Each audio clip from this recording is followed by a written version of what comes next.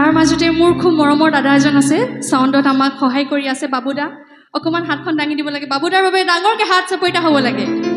সাউণ্ডত ব্যৱহাৰ কৰিছে আমাক সহায় কৰি আছে ঠিক আছে এবাৰ এটি খুব ধুনীয়া গীতৰ অনুষ্ঠান দি আৰম্ভ কৰিছোঁ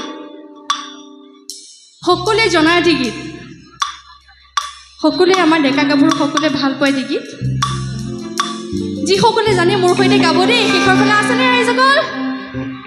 চাওঁ হাতবোৰ দাঙি দিব লাগে আছেনে বঢ়িয়া বঢ়িয়া খুব ধুনীয়া